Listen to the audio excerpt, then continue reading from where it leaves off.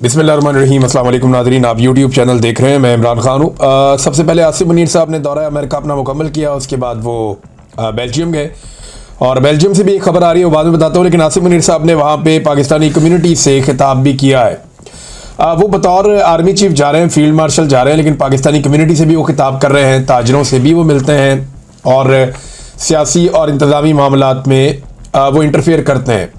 तो इस वक्त जो पाकिस्तान की मिलिट्री एस्टेब्लिशमेंट है उसका पूरी तरह से सियासत में और इंतज़ामी मामलात में, वजारत खारजा में, वजारत दाखिला में और तमाम मईशत समेत हर जगह पे उनका अपना एक किरदार है।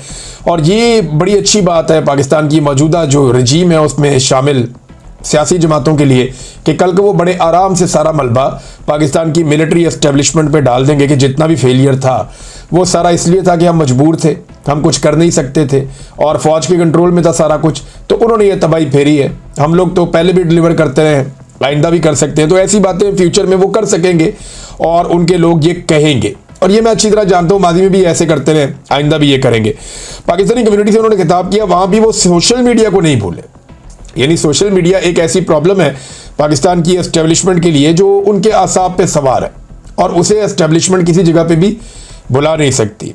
जितनी फिक्र और कोशिश सोशल मीडिया को तबाह करने के लिए की गई है, उससे आधी कोशिशें और वक्त सर्फ किया जाता दहशतगर्दी को ख़त्म करने के लिए या पाकिस्तान की माशी तरक्की के लिए, तो पाकिस्तान के हालात आज शायद पहले से काफ़ी बेहतर होते, लेकिन इस तरफ तवज्जो दी नहीं गई। अच्छा, आर्मी चीफ की मुद्दत मुलाजमत के हवाले से मैं कोई बात आपको बताऊं। इससे पहले जो बेल्जियम का आर्मी चीफ का दौरा, उस हवाले से एक दावा सामने आया है और ये बाकायदा एक दो ट्वीट्स मेरे पास मौजूद हैं। एक मोहम्मद फैसल साहब का ट्वीट है और ये कहते हैं जी कि बेल्जियम के दौरे पर आए हुए पाकिस्तानी आर्मी चीफ आसिम मुनीर के खिलाफ पाकिस्तानियों ने बेल्जियम में FIR कटवा दी है। FIR में आर्मी चीफ पर सफारत खाने के एहलकारों के जरिए हमला करवाने का इल्ज़ाम है। यानी एक तो ये वो उन्होंने बात की है, लेकिन नहीं, जो मेरे पास एक और इतला है ना, वो अब इसकी कोई तस्दीक नहीं हो सकती, लेकिन ये इतला ये कह रही है कि एक दस्तावेज़ है वो जमा करवाई गई है बेल्जियम में और पाकिस्तानियों की जानिब से, जिसमें कुछ जराइम के हवाले से या इंसानी हकूक़ की खिलाफ वर्जियों के हवाले से डाटा शामिल है और इसमें दर्ज जो मालूमात हैं वो मंदरजा झेल हैं। शिकायत कुनिंदा जो है उसका नाम है शेख मोहम्मद अदील, जो अब तक इतला सामने आ रही है और ये भी सोशल मीडिया से इतलात आई हैं। इसकी कंफर्मेशन एक आधे दिन में आ जाएगी और ब्रसल्स बेल्जियम से ये इतलात आ रही हैं और इसका बाकी एड्रेस भी इस आदमी का लिखा हुआ है, सारा कुछ इसके अंदर शामिल है, इनका ईमेल एड्रेस भी लिखा हुआ है। अच्छा, उसमें हाफिज़ सैयद आसिम मुनीर साहब के बारे में उनकी जिस्मानी तफसीलात लिखी हैं, उनकी उम्र लिखी है, उनका कद लिखा है, उनका वज़न लिखा है, साथ उनकी तस्वीर भी मुंसलिक की गई है और ये कहा कि ये ब्रसल्स में आए हैं। तारीख और वक्त लिखा है 10 अगस्त 2025। ऐसा लगता है कि ये दस्तावेज जो है वो पहले से तैयार थी। बहरहाल इल्ज़ामात जो है वो इसमें इंसानियत के खिलाफ जराइम, इस्लामाबाद में पुरअमन मुजाहिरीन का कत्लेआम, अगवा और तशद्दुद और 10,000 अफराद को कानूनी कार्रवाई के बगैर कैद में रखना, दहशतगर्दी और आलमी दबाव का, ये सारी चीज़ें जो है वो इसके अंदर शामिल की गई इस दस्तावेज़ में। और इसके अंदर जो सबूत साथ मुंसलिक किए गए हैं वो मुख्तलिफ NGOs और एमनेस्टी इंटरनेशनल की रिपोर्टें और मीडिया के मज़ामीन इसके अंदर शामिल किए गए हैं। और साथ उन्होंने ये कहा कि इस मामले को फेडरल प्रोसिक्यूटर को भिजवाना चाहिए और गिरफ्तारी के वारंट्स और ये वो सब, और ये दस्तावेज संगीन इल्ज़ामात की निशानदेही करती है और कानूनी कार्रवाई की दरख्वास्त करती है। ये जनाब एक दस्तावेज जमा करवाई गई, मैंने आपको बता दिया। लेकिन असल मामला जो हम डिस्कस कर रहे हैं गुज़िश्ता एक दो दिन से, वो फिर मैं आपके सामने रखता हूँ कि क्या यही आर्मी चीफ कंटिन्यू करेंगे सन 2026 में और 27 में, और कितना कंटिन्यू करेंगे इस पे हम बार बार बात करते हैं। वजह यह है कि इमरान खान साहब को और पाकिस्तान तहरीक इंसाफ को इस बात का पूरा यकीन है कि जब तक हाफिज़ सैयद आसिम मुनीर साहब हैं तब तक उन लोगों के लिए कोई भी तहरीक चलाना मुमकिन नहीं होगा और इस हुकूमत के खिलाफ कोई भी एक्टिविटी उनकी कारामद नहीं होगी, क्योंकि पूरी ताकत से पूरा इदारा इस्तेमाल किया जाएगा और वो पाकिस्तान तहरीक इंसाफ के रास्ते की एक रुकावट बनेगा। तो जो एक पॉलिटिकल वो कहते हैं ना जी हमें दिया जाए लेवल प्लेइंग फील्ड, तो वो उन्हें लगता है कि नहीं मिलेगी जब तक के आर्मी चीफ है हाफिज़ सैयद आसिम मुनीर साहब। और अब ये लड़ाई नई नहीं है, ये बहुत पुराना मामला है। इसमें जो हाफिज़ आसिम मुनीर साहब के जो हमायती हैं वो ये कहते हैं कि इमरान खान साहब ने अपने दौर में जब वो वज़ीर आज़म थे तो इनके साथ ज़्यादती की थी और इमरान खान साहब कहते हैं जी मैंने कोई ज्यादती नहीं की थी, बल्कि ये मेरी अहलिया से मिलना चाहते थे, उन्होंने इनकार कर दिया था, तो इस बात का गुस्सा है। बहरहाल जो भी है, आज पाकिस्तान तहरीक इंसाफ के साथ जो कुछ भी हो रहा है, इसके पीछे कुछ लोग खुलकर कहते हैं, कुछ लोग दबे लफ्जों में कहते हैं, लेकिन पाकिस्तान की एस्टेब्लिशमेंट का पूरा हाथ है। अब दो सवालात हमने सामने रखे थे। नंबर एक, कि क्या एक नई मुद्दत मुलाजमत शुरू होगी, कि एक्सटेंशन मिल गई, जीरो से दोबारा शुरू होगा, तो नए कानून के मुताबिक तो 5 साल के लिए आर्मी चीफ आएगा, तो क्या नई एक्सटेंशन और 5 साल होंगे, या जो एक नया कानून बनाया गया है वो पिछले एक्सटेंशन से उसको शामिल कर दिया जाएगा। एक्सटेंशन इसलिए कह रहा हूं कि आर्मी चीफ की जो नौकरी है उसको रिटेन किया गया था और फिर उसके बाद उनको ये ओहदा दिया गया था, वो पहले रिटायर हो गए थे, जो इतलात थी और जो फैक्ट्स थे, जो फिगर्स थे वहां पे मौजूद थे। अच्छा, इसमें जो है ना, वो आसिम मुनीर साहब 3 साल मुकम्मल कर चुके हैं, तो 2 साल उनको और मिल जाएंगे।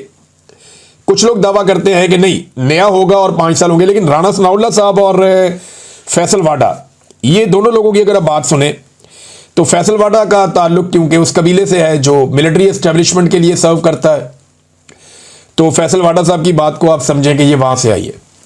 और राणा सनाउल्लाह साहब का जो ताल्लुक है वो नवाज शरीफ के कबीले से है, वो यहाँ सर्व करते हैं, तो उनकी बात आप समझें तो समझें हुकूमत से आई है।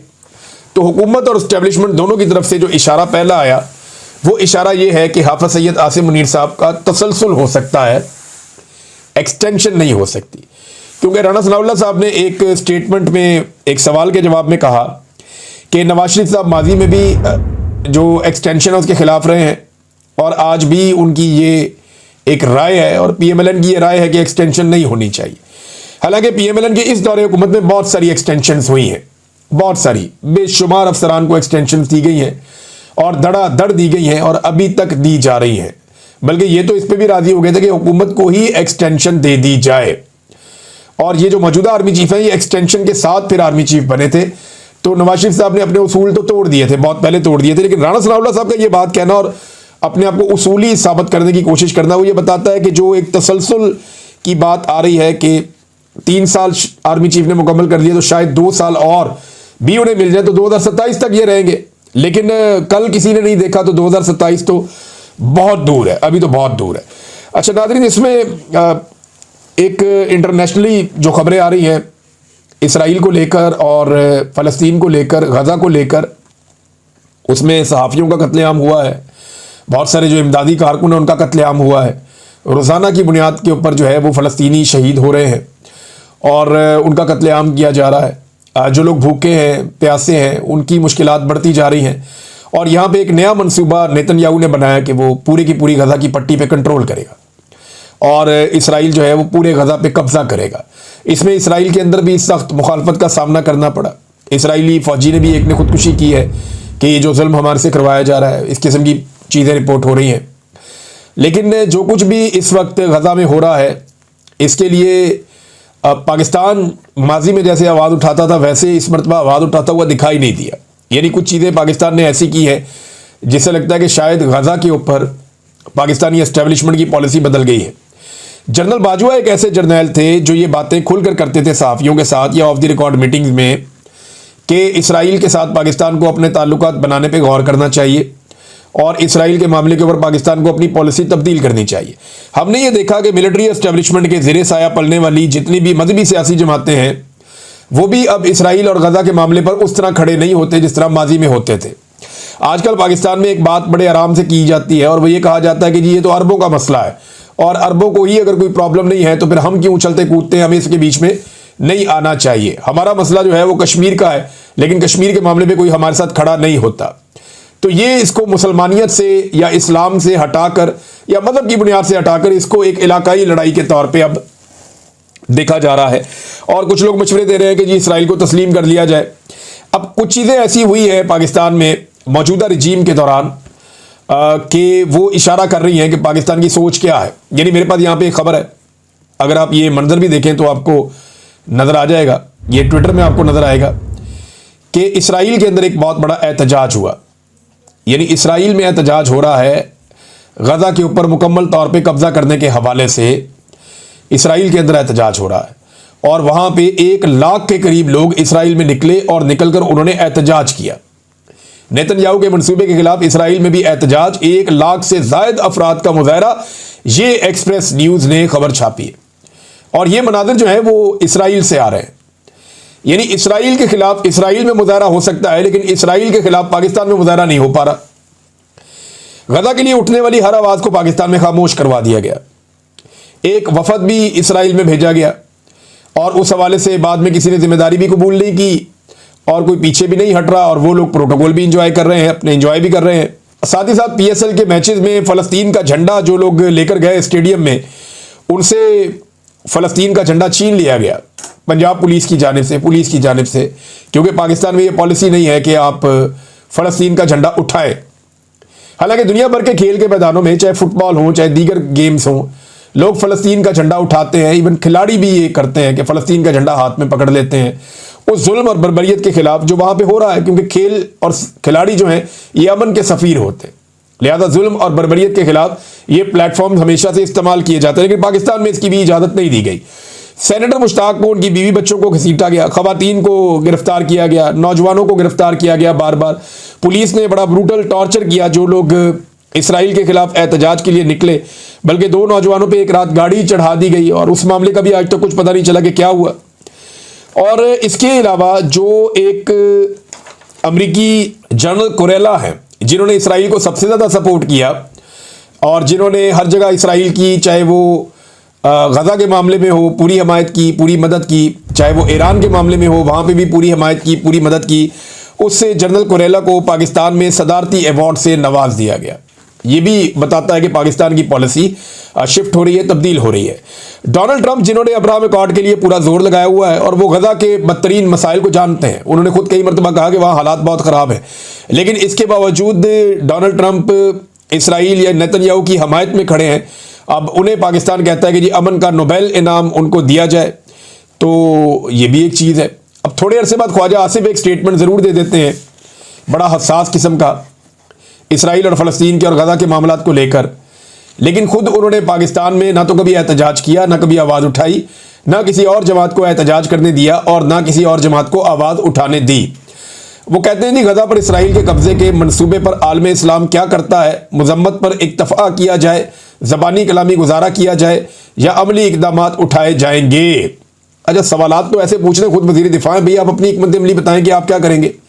आपके पास मुस्लिम दुनिया की सबसे बड़ी और ताकतवर फौज है, तो आप बताएं ना कि आपने इसके ऊपर क्या हिकमत अमली बनाई है और आप इस पर क्या करना चाहते हैं। तो आप दुनिया की तरफ देख रहे होते हैं कि गैर मुस्लिम ममालिक में करोड़ों लोग सरापा एहतजाज हैं। अब मुस्लिम ममालिक में एहतजाज करने नहीं देते, आधे से ज़्यादा मुस्लिम ममालिक में डिक्टेटरशिप है, वहाँ निकल ही नहीं सकता कोई आदमी एहतजाज करने के लिए। और पाकिस्तान में भी एक गैर एलानिया डिक्टेटरशिप है, यहाँ पे भी नहीं निकलने दिया जाता। जबकि मगरिब में मजबूत आवाज़ें उठ रही हैं, 1.5 अरब मुसलमान यौम हिसाब पे रसूल सल्लल्लाहु अलैहि वसल्लम रहमतुल्लिल आलमीन को क्या जवाब देंगे। तो ख्वाजा आसिफ साहब ये जवाब तो आपने भी देना है, इक़्तिदार तो अल्लाह ताला ने आपको दिया है, फौज की कमांड आपके हाथ में है, तो ये जवाब आपने देना है क़यामत वाले दिन, और गिरबान आपका पकड़ा जाएगा क़यामत वाले दिन। ये जो मजलूम मुसलमान हैं जिनको आप एहतजाज करने पे भी मारते हैं, इनका गिरबान नहीं पकड़ा जाएगा। तो पाकिस्तान ने किस तरह हमायत की है ये अब आपके सामने। नाज़रीन, एक तरफ पाकिस्तान के अंदर भी दहशतगर्दी कंट्रोल नहीं हो रही। मोहसिन नकवी ने कहा था कि SHO की मार है दहशतगर्द, तो दहशतगर्दों के डर से हुकूमत पाकिस्तान ने, ये वो दहशतगर्द हैं जो एक SHO की मार थे, उन दहशतगर्दों के डर से हुकूमत पाकिस्तान ने 14 अगस्त तक के लिए बलूचिस्तान में ट्रेनों की आमदोरफ्त पर पाबंदी लगा दी है। यानी ट्रेनें ही बंद कर दी कि दहशतगर्द, आप ट्रेन को प्रोटेक्ट नहीं कर सकते। यानी एक ट्रैक के ऊपर एक ट्रेन जाती है, हुकूमत पाकिस्तान ने हाथ खड़े किए कि ये जो ट्रेन ट्रैक के ऊपर जा रही है हम इसको प्रोटेक्ट नहीं कर सकते, इसकी हिफाजत की जिम्मेदारी हुकूमत नहीं ले रही। और इतनी सिक्योरिटी फोर्सेज हैं पाकिस्तान में, आप अंदाज़ा करें कि हमारे पास जो स्ट्रेंथ है वो 12 लाख से ज़्यादा पुलिस और दूसरी फोर्सेज और फौज वगैरह ये सब मिला के लगभग 10-12 लाख है। इतनी बड़ी स्ट्रेंथ पाकिस्तान के पास है फोर्सेज की, लेकिन इसके बावजूद पाकिस्तान जैसा एटमी पावर मुल्क चंद मुट्ठी भर दहशतगर्दों से ऐसा खौफजदा है कि ट्रेनों की आमदोरफ्त ही पाकिस्तान ने बंद कर दी, और दावे इनके इतने बड़े बड़े हैं कि जनाब हम ये कर देंगे वो कर देंगे। तो मोहसिन नकवी साहब को सोचना चाहिए, बल्कि एक और मसले में फंस गए हैं मोहसिन नकवी साहब, और ये इस्लामाबाद में एक मस्जिद से रिलेटेड इशू है। वहाँ पे मसाजिद कुछ बहुत सारी बनी हुई है जो ग्रीन बेल्ट पे या रस्तों पे बनी हुई है या कब्जे की ज़मीनों के ऊपर बनी हुई है, और हुकूमत के बकौल ये है कि ये ज़मीनें जो है ये सरकार की हैं और इनके ऊपर कब्जा करके मसाजिद बनाई गई हैं। एक तो कब्जे की ज़मीन के ऊपर मस्जिद कैसे बन सकती है, बननी ही नहीं चाहिए। और जब उसकी बुनियादें रखी जा रही थी तो उस वक्त मना करना चाहिए था कि ये मसाजिद यहाँ पे कब्जे की ज़मीनों के ऊपर ना बनाई जाएं, ये सरकार की ज़मीन है या किसी और मकसद के लिए रखी गई है। तो ये तो कभी भी मेरे ख्याल में मुनासिब नहीं है कि किसी ज़मीन के ऊपर या किसी की भी ज़मीन के ऊपर या सरकार की ज़मीन के ऊपर बगैर परमिशन के आप मस्जिद तामीर करें, मेरे ख्याल में नामुनासिब होगा। लेकिन मुझे हैरत इस बात पे होती है कि रातों रात इन्होंने मस्जिद भी गिरा दी, वहाँ पे वो उसका जो मलिका सारी वो जगह है वो साफ़ कर दी और वहाँ पे कोई दरख्त वरख्त भी लगा दिए कुछ एरिया में। कुछ लोग कहते हैं मस्जिद वहीं पे और मदरसे वाला जो बिल्डिंग का एरिया था वो सारा गिरा दिया गया है। अब वहाँ पे मौलवी इकट्ठे हो गए, उन्होंने कुरान पाक के नुस्खे हाथ में पकड़े हुए थे और उन्होंने कहा जी कि ये जब शहीद किया गया है उस बिल्डिंग को तो वहाँ पे ये कुरान पाक के नुस्खे भी शहीद हुए और इस पर वो बहुत गुस्से में थे। उन्होंने कहा जी मोहसिन नकवी इस्तीफ़ा दे, हम उसको नहीं छोड़ेंगे। ये ज़्यादा जो रोला पड़ा है ये जमीयत उलमा इस्लाम के, क्योंकि मौलवी उससे मुंसलिक थे तो उन्होंने ये बात की है, इस बात को ज़्यादा उठाया है। अब देखते हैं इसका हल क्या निकलता है। लेकिन उन्होंने रातों रात दोबारा बुनियाद रखी, उन्होंने कहा जी हम दोबारा यहाँ पे तामीर करेंगे, यहाँ पे हम मस्जिद बनाएंगे। अब मामला ये है कि अगर कब्जा छुड़वाना ही है, देखें जहाँ मैं ये कह रहा हूँ ना कि आप गैर कानूनी तौर पे जगह पे आप मस्जिद तामीर ना करें, ये मुनासिब नहीं है। मेरे ख्याल में हमारा मज़हब और हमारा इखलाकियात इसकी इजाज़त नहीं देता। लेकिन सेम टाइम में मैं ये भी कह रहा हूँ कि ये मौजूदा हुकूमत को भी होश के नाखून लेने चाहिए।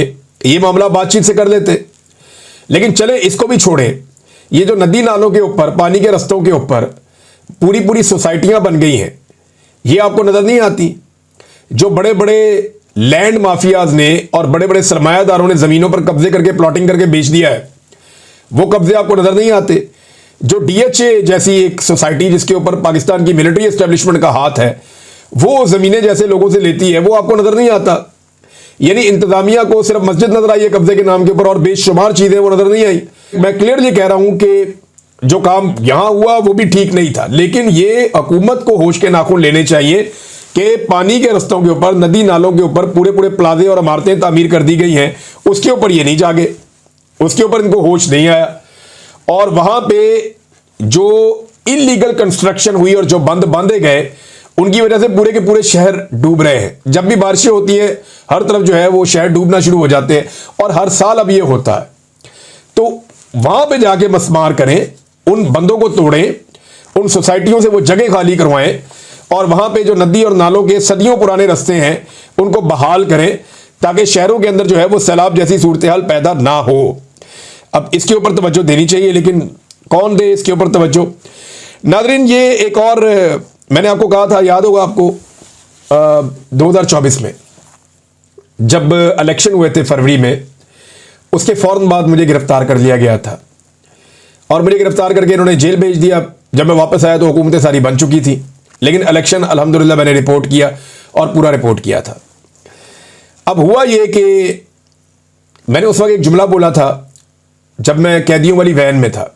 मैंने कहा था कि ये एक जाली हुकूमत इनको बनाकर दी गई है और ये सीरियस ही हो गए कि ये इनकी हुकूमत है। यानी एक तो हुकूमत जाली है, जाली फार्म 47 के ऊपर बनाई गई है, और जिनको ये हुकूमत भीख में दी गई है वो सीरियस हो गए हैं कि वो इलेक्शन जीत के हुकूमत बनाकर आ गए हैं। तो वाकई वो अब सीरियस हो गए हैं और अब उन्हें यह लगना शुरू हो गया है कि वो एस्टेब्लिशमेंट की मदद से नहीं आए, वो ब्यूरोक्रेसी की मदद से नहीं आए, आरओज ने जाली फार्म 47 जारी नहीं किए, बल्कि उन्हें अब यह लगता है कि वो उनका हक था जो उनको मिला है।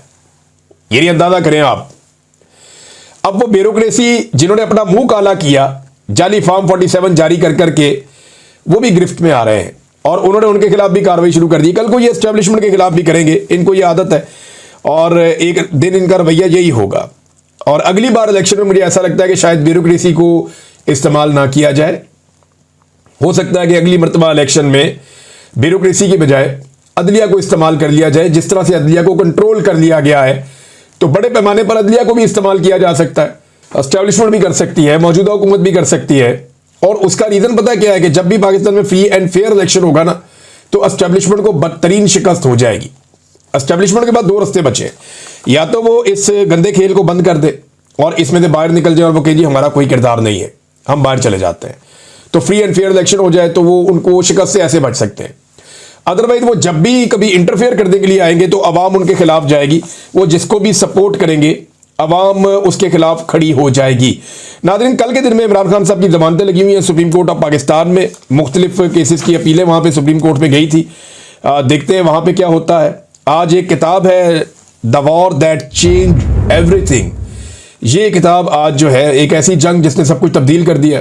ये इंडिया पाकिस्तान की जो अभी लड़ाई हुई थी, 3 महीने के अंदर किताब भी आ गई है। इसकी लॉन्चिंग होने जा रही है, इसके ऊपर मैं आपसे बाद में बात करूंगा, कुछ चीज़ें आपको इसके बारे में बताऊंगा। लेकिन मौजूदा हुकूमत ने पाकिस्तान तहरीक इंसाफ से एक दरख्वास्त की है, एक अपील की है कि यौम आज़ादी पर एहतजाजी मुहिम ना चलाएं।